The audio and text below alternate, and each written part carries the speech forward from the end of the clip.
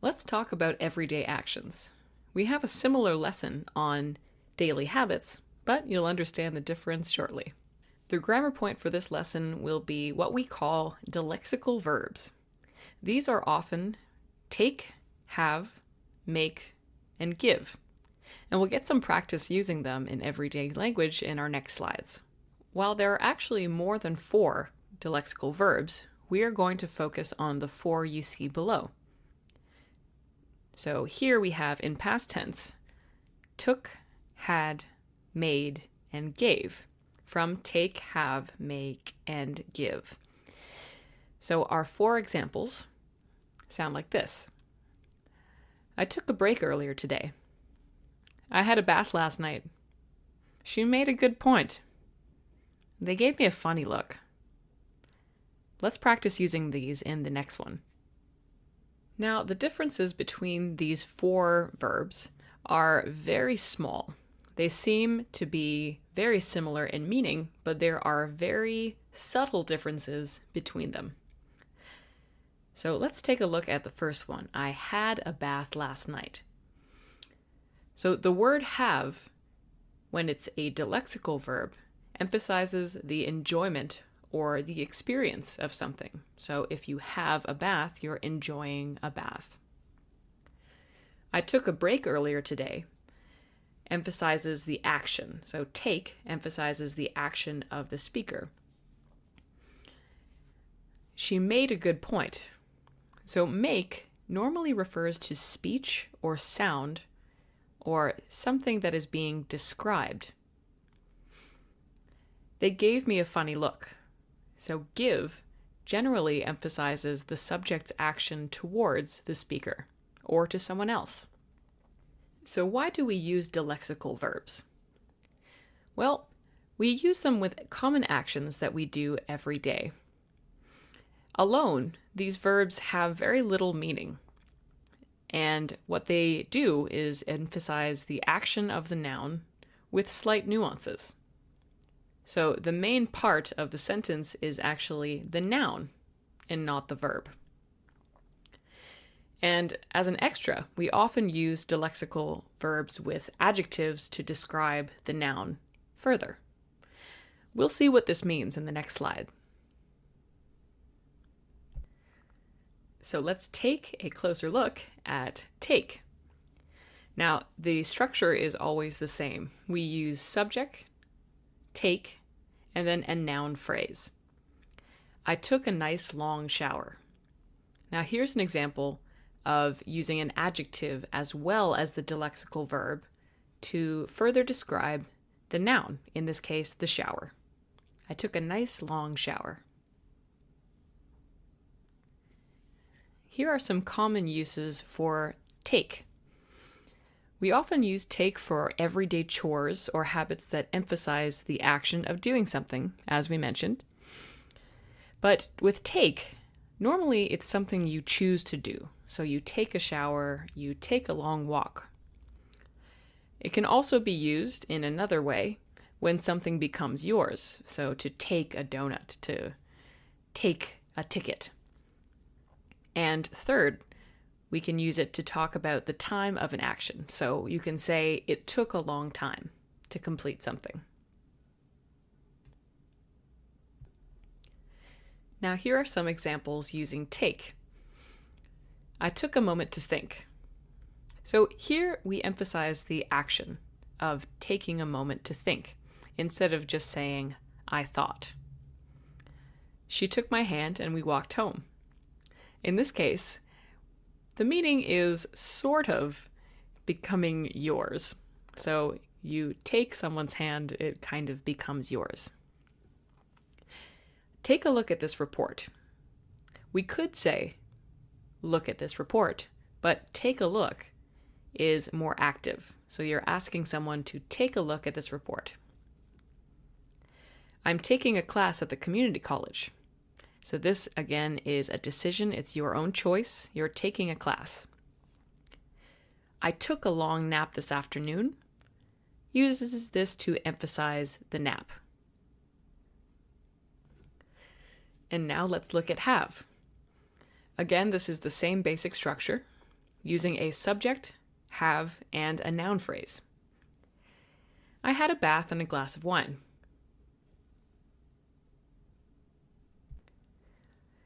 We often use have when we are emphasizing the enjoyment of an action we are describing. And it's usually something that lasts a long time. So, having a bath or having a glass of wine in the past example. In this case, we can also use it to explain set plans or obligations. So, imagine something that you would like to do for a long time and that you would enjoy, and that's when you would use have. Alternatively, we could say, I have an appointment to describe a set plan or an obligation. And here are some common words that are often used with have. I had a lovely bath and a glass of wine. Here we have an action you enjoyed and took some time, actually 2 actions. So you had a lovely bath and a glass of wine, and we have an opportunity to use an adjective here, lovely, to describe the bath. I had breakfast and went to work. This is something you have probably seen before. We often use have to describe meals because generally we enjoy our meals and they take some time. I had a drink with my old friend from university. You can say, I drank with my old friend from university, but it doesn't have the same meaning. I had a drink with my old friend from university implies you enjoyed it and it took some time. I'm working tomorrow, but I only have 2 meetings. In this case, this is the separate meaning of a schedule, a set schedule you have for the next day. I only have 2 meetings. And now on to make. Again, it's the same structure. We use a subject, make, and our noun phrase. I made a big speech about the environment. When we use make as a dilexical verb, we're usually describing speech and words, something that someone has said, or some kind of comment. Alternatively, we use make in a more regular sense to talk about creating something. So if you're not talking about creating something, then you're usually describing speech and words when make is used as a dilexical. And here are some examples using made or make. And note that these either refer to something that is speech related or something that is being created. She made a good point about the economy.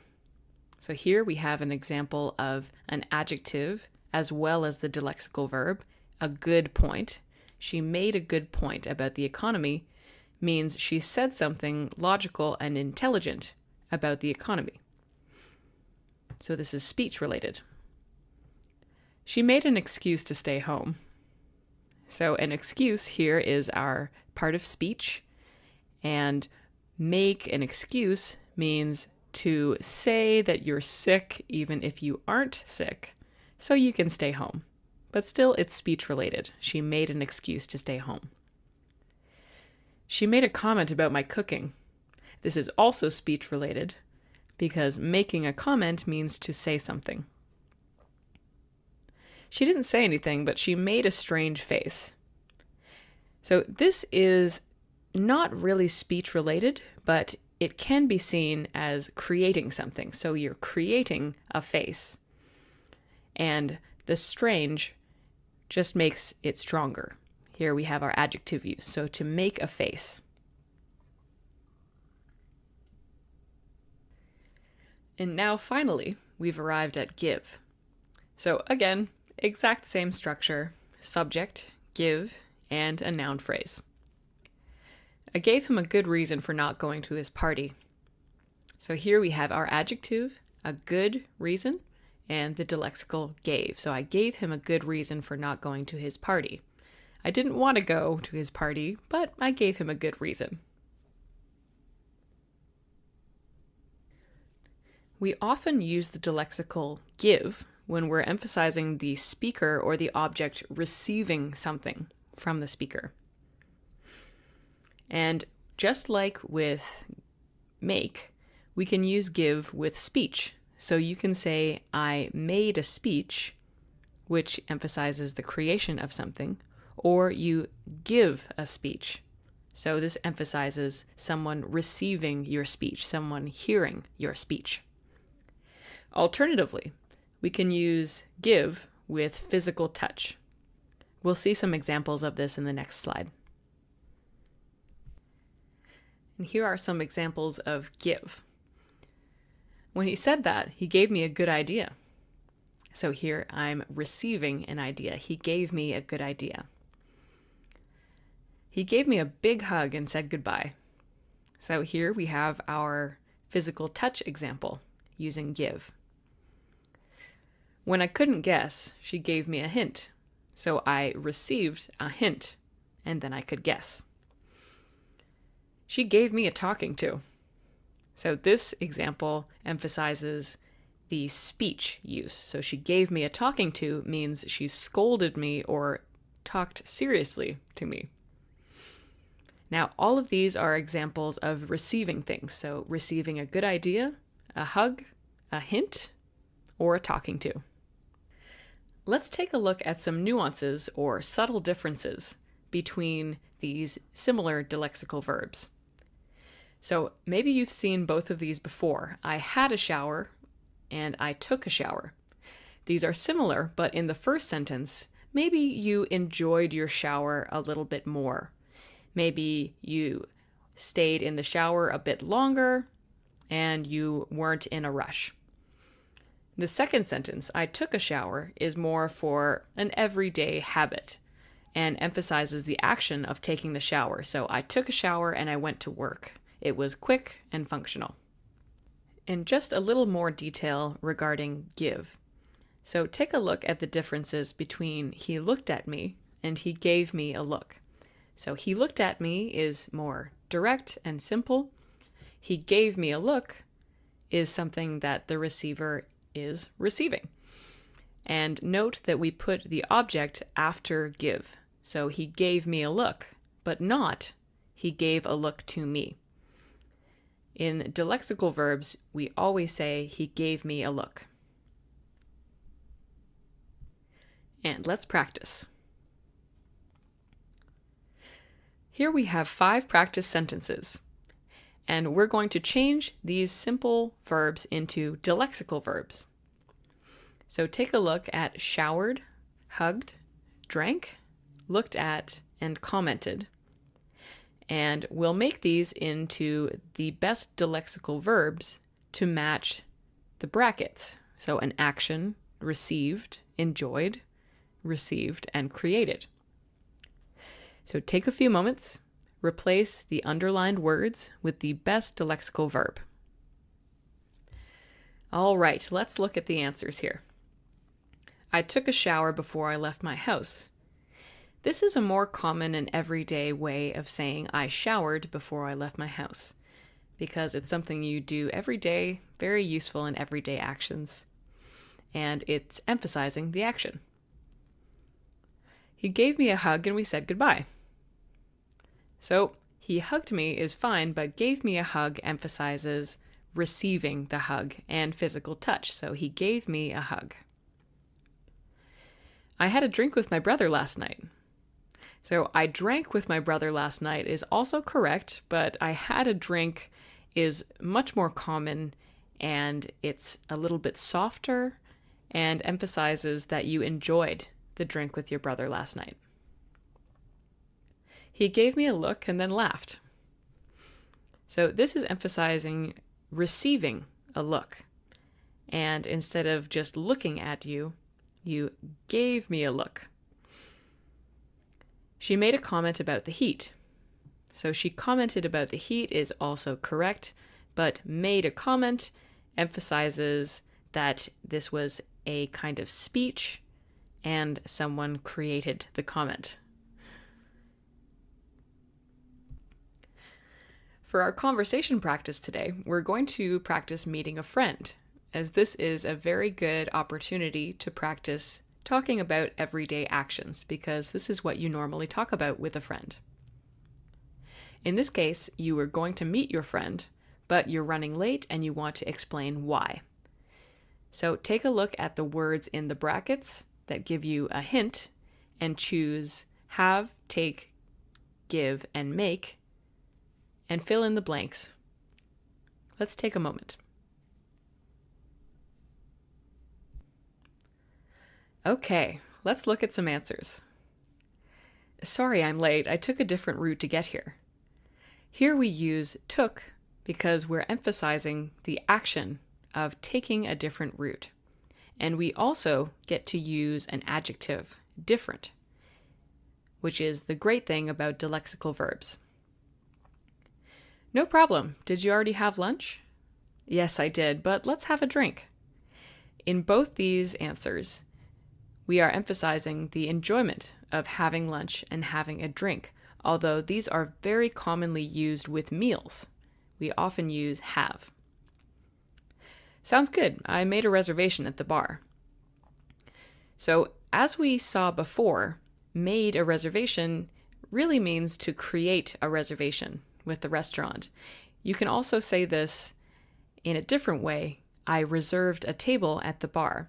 But make a reservation is a very, very common way to say this. So I made a reservation at the bar.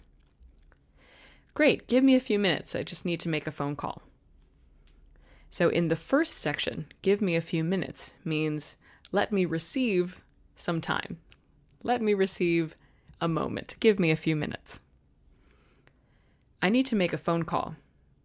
And here, we're really saying creating something. So make a phone call, taking an action. So I need to make a phone call.